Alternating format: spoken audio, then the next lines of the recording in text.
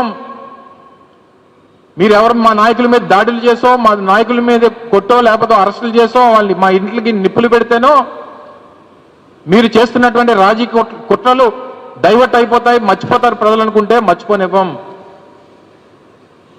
ఎప్పటికప్పుడు గుర్తు చేస్తాం, ఎప్పటికప్పుడు నిలదీస్తాం, ప్రజల్లో చైతన్యం తీసుకొస్తాం. రెండో పాయింట్, కౌన్సిల్ సమావేశంలో పెట్టినంత మాత్రాన అయిపోదు. కౌన్సిల్ ఏమి నిర్ణయించి మాకు అమాయకులు మంత్రులు చేశాం, శాసనసభ్యులు చేశాం, సిస్టంలో ఉన్నాం. మరి ఒకవేళ కౌన్సిల్లో అనేటువంటిది అదేమి నిర్ణయించినప్పుడు మరి కౌన్సిల్లో తీర్మానం ఎందుకు చేశారు? ఒక ప్రక్రియలో భాగంగా కౌన్సిల్ తీర్మానం అనేటువంటిది అవసరం. మీరు తలుపులు వేసుకొని చేసుకున్నారు. దాని మీద కూడా కంప్లైంట్ చేశాం. రేపు ప్రిన్సిపల్ సెక్రటరీ ఎవరైతే అపెలేట్ అథారిటీ ఉన్నారో రేపు ప్రిన్సిపల్ సెక్రటరీకి కూడా కంప్లైంట్ చేస్తాం, కోర్టుకు వెళ్తాం. సో ఇవన్నీ ప్రొసీజర్స్ మా తరపు నుంచి ప్రజల పక్షాన పోరాటం చేయాల్సినటువంటి అన్ని ప్రొసీజర్స్ ఫాలో అవుతాం. మీరు తిరిగి తీసుకొని వచ్చి మీరేం మాకు సూక్తులు చెప్పాల్సినటువంటి పని లేదు. మీరు చేసేటువంటి మీ దెయ్యాలు వేదాలు వల్లించినట్టుగా మీరేం మాకు నీతులు వల్లించాల్సినటువంటి అవసరం లేదు.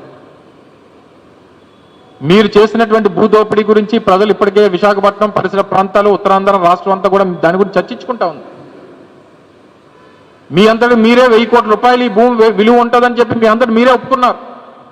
చూస్తాం రేపు క్యాబినెట్లో కానీ రేపు దీని మీద మీరు ఏదైతే ఫైళ్ళు మూవ్ చేస్తారో, మూవ్ చేసినప్పుడు ఎంత పెడతారో, ఏం చేస్తారో చూస్తాం.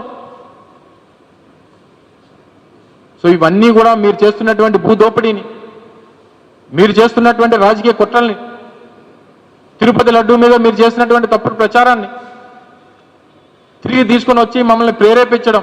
విశాఖపట్నంలో ప్రశాంతంగా ఉండేటువంటి విశాఖపట్నంలో నిన్న ఉదయం ఫ్లెక్స్ కట్టారు.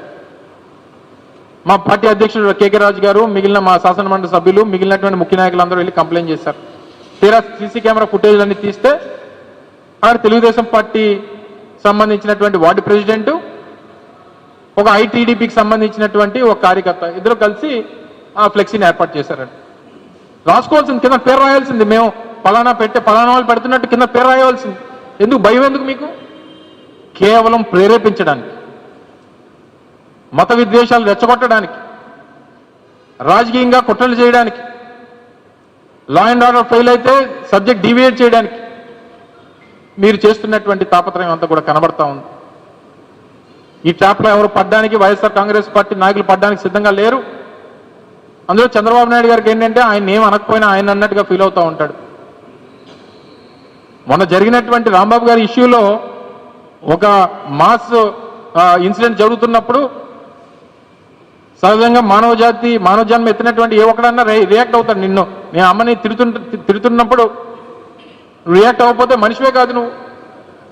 అలాగని చెప్పి దాన్ని ఎవరినో అక్కడ తిడుతున్న వాళ్ళని తిడితే అది నన్ను తిట్టాడని చెప్పి చంద్రబాబు నాయుడు గారి మీద ఆయన పులుపుకోవడం ఏంటి, దాని మీద ఈ రియాక్ట్ అవ్వడం ఏంటి, వీరొచ్చి గొడవ పెట్టడం ఏంటి?